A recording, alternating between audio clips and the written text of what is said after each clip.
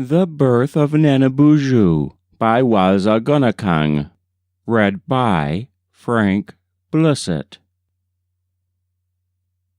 In a wigwam lived some people. An old woman with her daughter dwelt. Once she spoke to her daughter, saying, "I beg of you, my daughter, be on your guard. I would have you listen to what I am going to tell you. Verily, I am greatly afraid. I am in fear for you. Never bring to pass when you go out that you sit facing toward this westward way. Something will happen to you if toward that way you sit facing. That is what causes me to entertain fears for you. Be careful to give heed to that which I now tell you to do, or else you will bring an evil fate upon yourself. Now that was what I had to tell you." Now such was the way it was, for it was true that at the time heedful was this woman who was a maiden. Never with men had she intimate association. But once on a time unmindful became the maiden. So when out of doors she went, and afterwards sat down facing the west, then heard she the sound of wind coming hitherward. When she felt it, she was chilled there at the place of the passage out.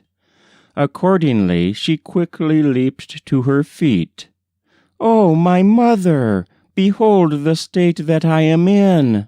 It may be that what you told me of is the matter with me." Then spoke the old woman to her daughter, saying, "Exceeding harm have you done to yourself." So therefore then did the old woman weep. "Now therefore, my daughter, have you done yourself a hurt.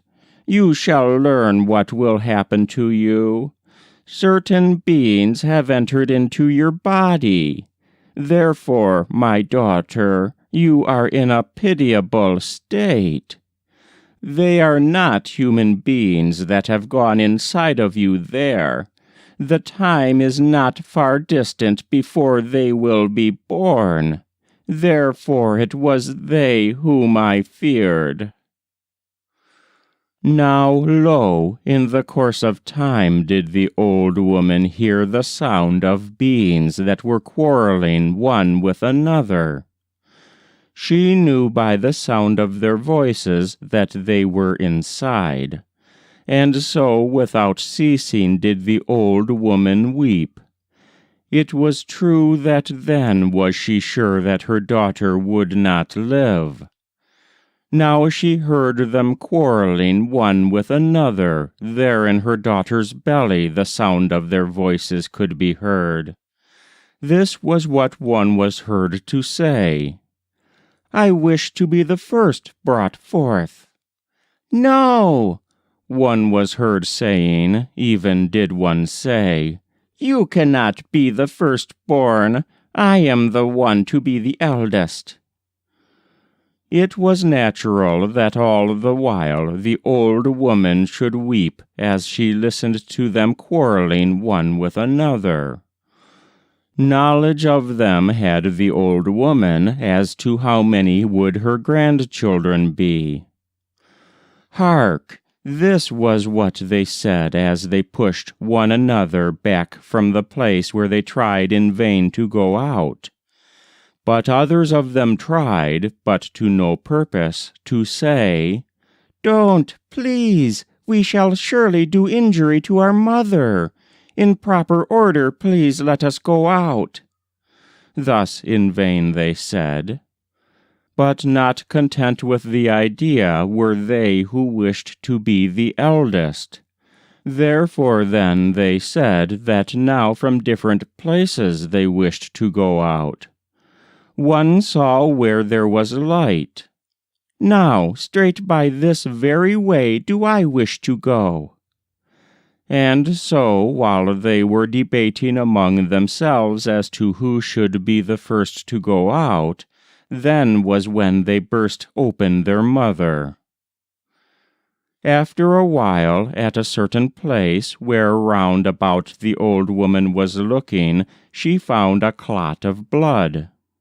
There upon some birch bark she began peeling from a tree, and now, after she had put the blood upon the bark, she then folded the bark over it and laid it away. Naturally, by and by, she looked at it. Now once when she opened the bark, she beheld a babe, whereupon she was addressed, and this is what she was told. "O my grandmother," she was told at the time that she was addressed. So now this was what she was told. "Do you know who I am? Why, I am Nänabushu." That was The Birth of Nänabushu by Wāsāgunackạng, read by Frank Blissett.